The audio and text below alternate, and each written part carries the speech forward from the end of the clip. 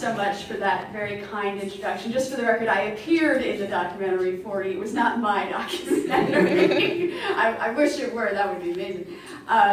Thank you so much to Choose Life at Yale for inviting me to kick off the Vita Veritas conference proceedings today. As you know, this year's theme is science and the pro-life movement.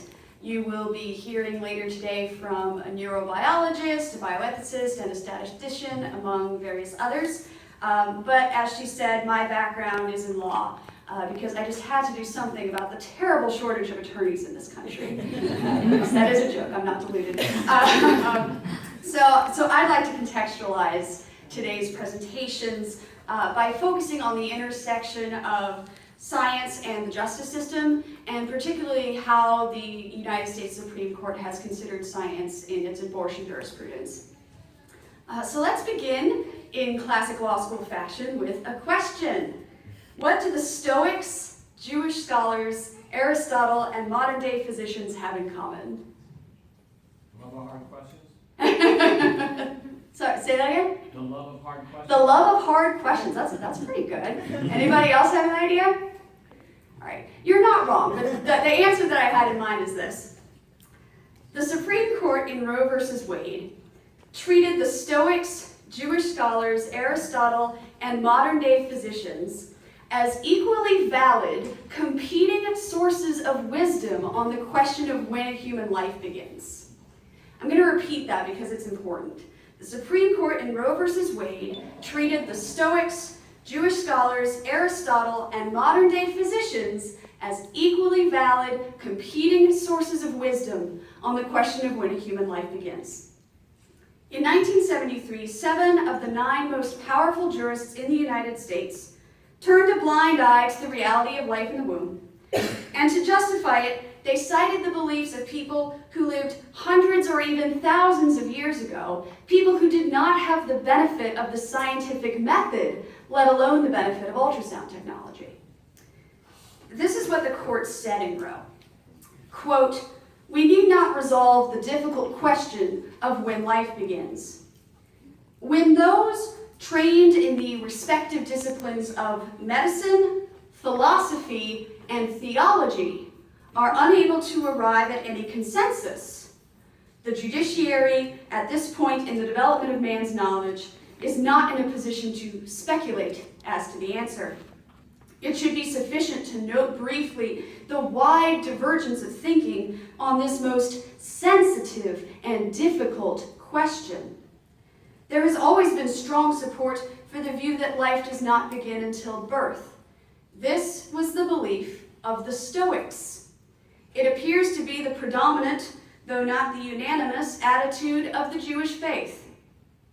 And then the court speaks about Protestantism for a bit and English common law. I'm going to skip ahead and pick up the quote again.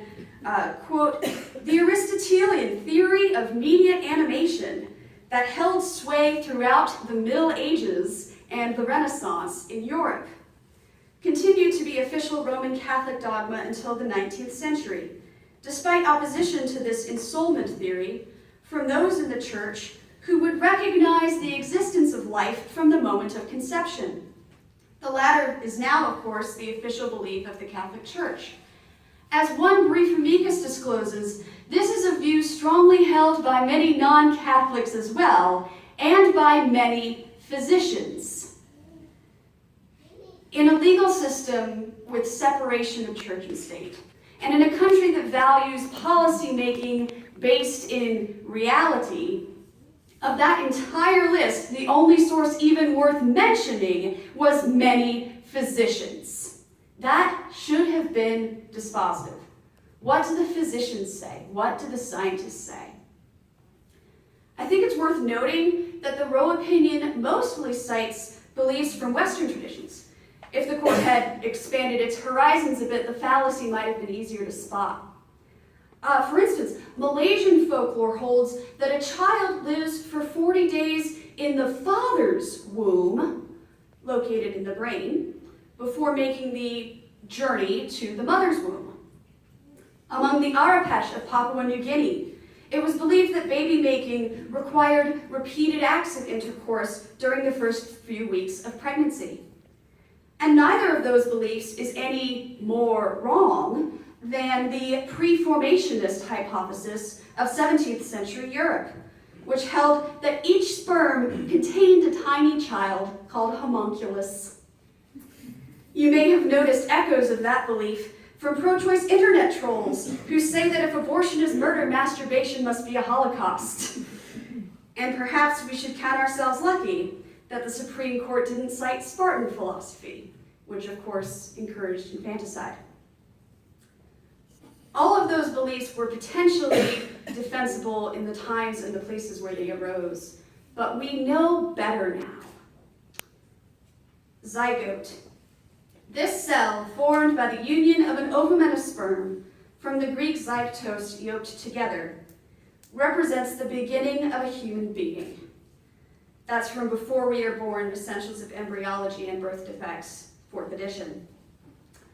Although life is a continuous process, fertilization is a critical landmark because under ordinary circumstances, a new genetically distinct human organism is thereby formed. Human Embryology and Teratology, 2nd edition. Almost all higher animals start their lives from a single cell, the fertilized ovum or zygote.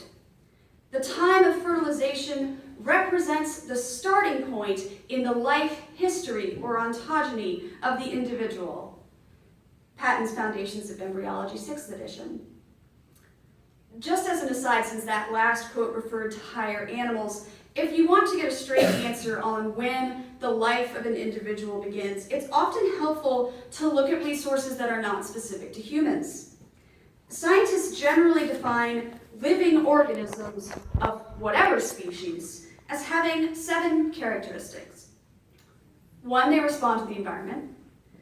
2, they are able to grow and change. 3, they are able to reproduce, at an appropriate age, of course, and allowing for the possibility that a particular individual may not reproduce for various reasons. 4, they have a metabolism. 5, they maintain homeostasis. 6, they are made up of 1 or more cells. And 7, they pass traits along to their offspring, again, if they have any.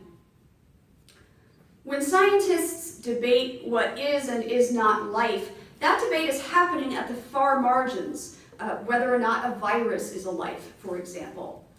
But there is no debate that cows, dogs, lab rats, and other mammals begin their lives at fertilization. For some odd reason, the debate over fertilization as the beginning of life only arises when we're talking about one particular species of mammal in the genus Homo. That species is also the only one with a multi-million-dollar industry devoted to killing its prenatal members. I'm sure that's a coincidence. Most of the people in this room are young adults. Before that, you were teenagers. Before that, you were children. Before that, although you have no memory of it, you were toddlers. Before that, you were infants. Before that, you were fetuses. Before that, you were embryos. And before that, you were zygotes. You were each a single cell. And before that, there is no going any further back. An egg is not you. An egg contains only half of the necessary genetic material and isn't capable of growth. The same is true of a sperm cell. There is no homunculus. But when a human egg and a human sperm combine, the result is a brand new organism, a brand new human life. So why did the Supreme Court reject the fact that my life, your life, and the life of every powerful person in a black robe began when a sperm cell joined an egg cell? Going back to the Roe opinion, the court says, substantial problems for precise definition of this view, meaning the view that life begins with fertilization, are posed by new embryological data that purport to indicate that conception is a process over time rather than an event, and by new medical techniques such as menstrual extraction, the morning after pill, implantation of embryos, artificial insemination, and even artificial wombs. If you think that's a non sequitur, it's not just you. None of those things poses any problem whatsoever for the view that life begins at fertilization. Fertilization can be thought of as a process rather than an event. That much is true. That's also true of birth, but the Supreme Court has clearly no problem with the idea of life beginning at birth. In any event, the process of fertilization is quite short, and it's long over before a mother can even confirm that she's pregnant, let alone seek out an abortion. Menstrual extraction, the morning after pill, implantation of embryos, and artificial insemination pose interesting bioethical questions, and perhaps we'll hear more about them in subsequent talks today. But they have no bearing at all on what happens when a sperm cell meets an egg cell. And as for artificial wombs, that technology still isn't ready for market, but when it is, it will be a powerful asset to the pro-life cause. The day a child can live in an artificial womb is the day my body, my choice loses all of its rhetorical power. And if the abortion industry thought ultrasound was bad, just wait until people routinely watch their tiny daughters and sons, nieces and nephews, sisters and brothers grow to term in the flesh in real time.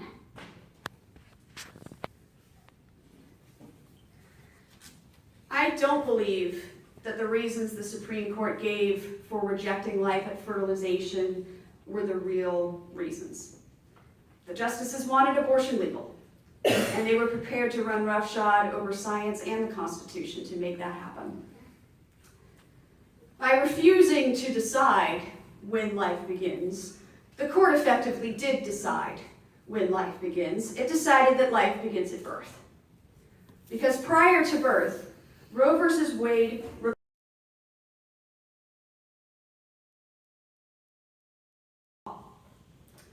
Let's delve into a little more detail here because the Supreme Court didn't come right out and say that, but that is the effect of its decision. The Roe versus Wade opinion considers each trimester of pregnancy separately. In the first trimester, it says no restrictions are allowed. That winds up changing in the case of Planned Parenthood versus Casey, which I'll talk about later. But in Roe versus Wade, it's no protections whatsoever for babies in the first trimester. Second trimester, you can introduce some regulation, but you can't ban abortion. There is still no right to life. And in the third trimester, a state can try to ban abortion, but it doesn't have to. Again, there's no right to life before birth. I say a state can try to ban abortion in the third trimester, but it won't succeed because the ban must include an exception for health reasons. And what is health? The definition of health is found in a companion case called Doe versus Bolton. It said health means all factors, physical, emotional, psychological, familial, and the woman's age, relevant to the well-being of the patient. This allows the attending physician, by which they mean the abortionist, the room he needs to make his best medical judgment. It probably goes without saying, but you won't find any of that in the United States Constitution. Roe versus Wade was naked legislating from the bench. Even in the third trimester of pregnancy, the preborn child has essentially no legal protection in the land of the free. Life begins at birth. This was the belief of the Stoics and of the 7 justices of the United States Supreme Court, but not of many physicians. What makes this even more frustrating is that the court knows perfectly well how to conduct this analysis appropriately. What to do when presented with a thorny issue at the intersection of religion, philosophy, and science. Look at the way the court has treated cases about teaching creationism in public schools.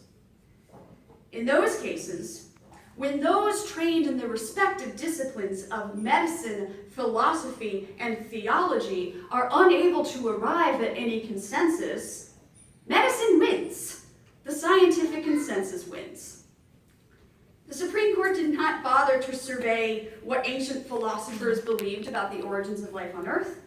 The Supreme Court did not give any weight to Genesis, And the Supreme Court did not throw up its hands and declare the evolution versus creationism debate an unsolvable mystery, with each student to decide for themselves how we all got here. If it had done that, the Louisiana law in question, requiring public schools to teach creationism alongside evolution, presumably would have been upheld. Instead, the Supreme Court evaluated the best available scientific evidence and ruled accordingly. It found that the evidence for evolution was strong and that creationism was a religious doctrine. In other words, it did its job. That case was Edwards versus Aguilar, decided in 1987. The Edwards majority included 4 justices, Blackmun, Brennan, Marshall, and Powell, who 15 years earlier, in Roe versus Wade, had devoted more ink to the beliefs of theologians in the Middle Ages than to the knowledge of scientists in the modern era. And then there's Planned Parenthood versus Casey, which took this hypocrisy to soaring new heights. Planned Parenthood versus Casey was the Supreme Court's chance to correct its error and reverse Roe versus Wade. It failed. The court permitted a few moderate reforms, like informed consent, but it stubbornly refused to recognize life before birth and overturn Roe. Casey allowed for the possibility of some legal protections for babies who have reached viability, the point when the baby can survive birth. And when is that, you might ask? That depends on external circumstances. A child whose mother happens to reside near a hospital with a fantastic neonatal intensive care unit will reach viability sooner than a child in a remote area with poor hospital access. Of course, either of those mothers could travel during pregnancy, rendering their babies temporarily viable or not viable. That kind of fluctuation makes for an impossible legal standard, so as a practical matter, viability has been arbitrarily set at 24 weeks, even though some babies have survived birth weeks earlier than that. Casey is a 1992 decision, just 5 years after Edwards versus Aguilar, and the opinion was written by someone who was relatively new to the court at that time, Justice Anthony Kennedy. You may have heard of him. Now, I have some harsh criticism for Justice Kennedy, and I've heard it said that the best way to deliver criticism is via a compliment sandwich. You say a nice thing about the person, then you give the criticism, and then you conclude with a second nice thing. So the first positive thing I have to say is thank you, Justice Kennedy, for upholding the freedom of speech for pro-life advocates. When California tried to make pregnancy resource centers give free advertising to abortion businesses, you stood in the way of that obviously unconstitutional law. You upheld the First Amendment even for those people you disagree with. And I respect that. But I cannot respect a judicial opinion that says, as Justice Kennedy wrote in Casey, that at the heart of liberty is, you already know, at the heart of liberty is the right to define one's own concept of existence, of meaning, of the universe, and of the mystery of human life. We have freedom of thought in this country. You're at liberty to believe whatever you want to believe. You can believe the earth is flat. We'll all judge you for it, but you can believe that. It's not illegal. But if your belief that the earth is flat leads you to ignore the curvature of the earth while you are navigating an airplane, we have a problem.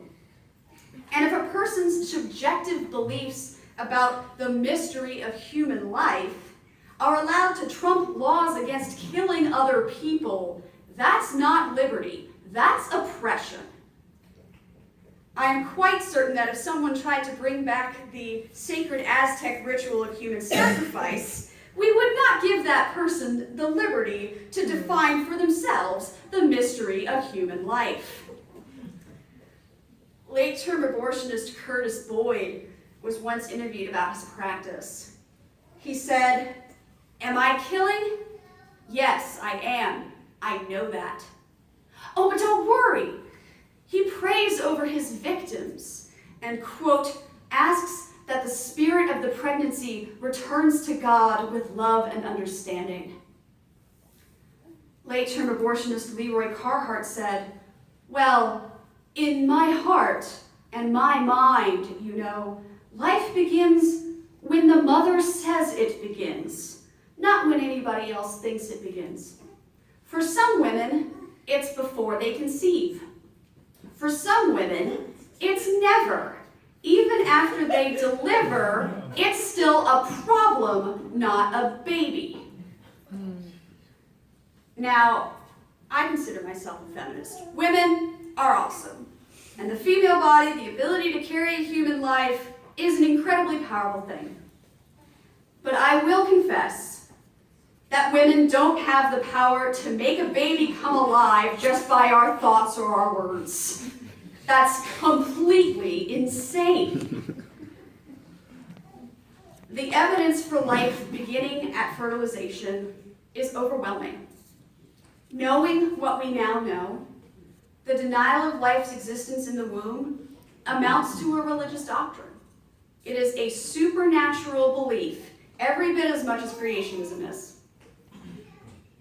Daniel Moynihan famously said that everyone is entitled to his own opinion, but not to his own facts. In recent years, many commentators have lamented that American society seems to be forgetting that sage advice. We now live in an age of alternative facts. Gut feelings matter more than evidence. Agreed upon truth has given way to my truth. And objective reality is overwhelmed by ideological spin. I sympathize with that sentiment. I share those worries. But when abortion supporters say these things and act like the problem of subjectivity rung amok began with the Trump administration, I don't know whether to laugh or cry. The rejection of facts in favor of manufactured mysteries has kept the abortion industry afloat for nearly 45 years and has cost the lives of tens of millions of innocent preborn children. Vita at Veritas are both lost. That's about all I have to say on Planned Parenthood versus Casey. So to complete that compliment sandwich, the second positive thing Justice Kennedy has done is retire. Thank you very much. We do appreciate that.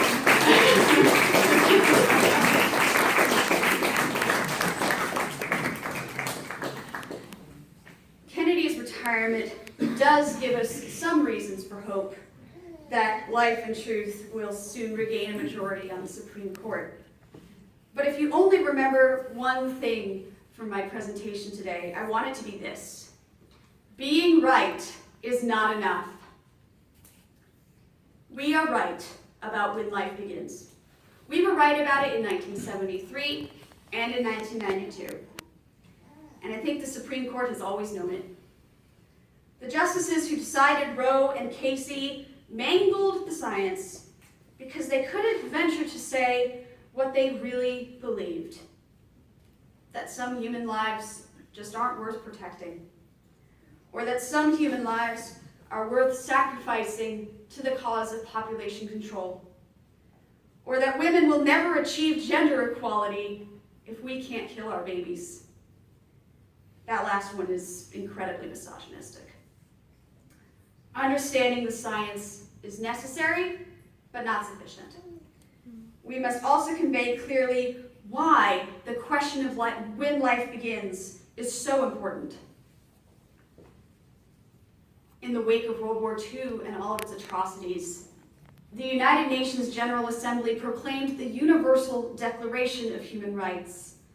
It declares that everyone has the right to life. Everyone.